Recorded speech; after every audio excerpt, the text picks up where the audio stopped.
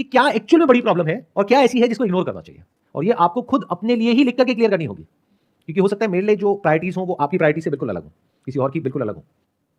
कोई working women है, उसकी अपनी अलग प्रायोरिटीज है मैरिज के बाद में, कोई वर्किंग नहीं है तो उसकी अपनी अलग प्रायोरिटीज है। तो वो क्लियरली डिफाइन करना होता है और लिख करके करना होता है, क्योंकि माइंड में करोगे तो उलझ जाओगे और फिर आप एक लूप में चले जाओगे जिसको ओवर थिंकिंग कहते हैं। बार बार एक ही चीज सोचते रहोगे और उसमें से बहुत सारी चीजें ऐसी होंगी जिसका रियलिटी से कोई कनेक्शन ही नहीं होगा, कुछ भी इमेजिन कर रहे होगे। अच्छा उसने ऐसा बोल दिया, इसका मतलब ये तो नहीं है, कहीं वो ऐसा तो नहीं सोच रहा है, कहीं वो ऐसा तो नहीं सोच रही। आपको कैसे पता वो कैसा सोच रहे हैं? उनसे फोन करो, क्लियर करो कि भाई आप ऐसा सोच रहे हो क्या। ये getting where I am coming from, कि मतलब लाइफ को थोड़ा सा सिंप्लीफाई करो, प्रॉपर ऑर्डर में लेकर के आओ चीजों को, क्लियर करो कि अपने लिए इंपॉर्टेंट क्या है और नॉन इंपॉर्टेंट क्या है। ये बहुत जरूरी है लाइफ में करना, जो हम कभी नहीं करते हैं। आप अंदर से परेशान हो पूरी लाइफ के लिए, लेकिन आपको ये तक पता नहीं है क्यों परेशान हो। क्यों नहीं पता? बिकॉज कभी आपने फिगर आउट ही नहीं किया कि एक्चुअल में आपके लिए सबसे इंपॉर्टेंट क्या है लाइफ में। जैसे कोई इंसान हो सकता है, एक एग्जांपल देता हूं, आप जॉब कर रहे हो, किसी इंसान के लिए इंपॉर्टेंट है फ्रीडम। 24 घंटे मेरे सर पे कोई ना बैठा रहे या बैठी रहे कि तुम्हें ये करना है, तुम्हें वो करना है, मेरे को ऐसा पसंद नहीं है। ये हो सकता है एक पर्सनैलिटी हो। दूसरी है जो कहती है कि मुझे फ्रीडम नहीं चाहिए, मुझे सिक्योरिटी चाहिए।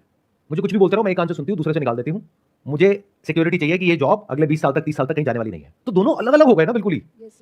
अब अगर उनको खुद ही नहीं समझ आ रहा है कि हम कैसे हैं, तो हो सकता है वो दोनों जहां होने चाहिए वहां नहीं है और परेशान है, लेकिन उन्हें समझ ही नहीं आ रहा कि हम परेशान क्यों हैं, क्योंकि वो उनकी पर्सनैलिटी से मैच नहीं हो रहा। बिल्कुल ऐसा है जैसे कोई मछली है, वो हवा में कहीं उड़ने की कोशिश कर रही है, बार बार ऊपर जाती है, फिर नीचे आती है, फिर ऊपर जाती है। यही उसकी परेशानी का कारण है। अगर वो समझ जाए वो मछली है, चुपचाप पानी में रहे, कोई दिक्कत ही नहीं है।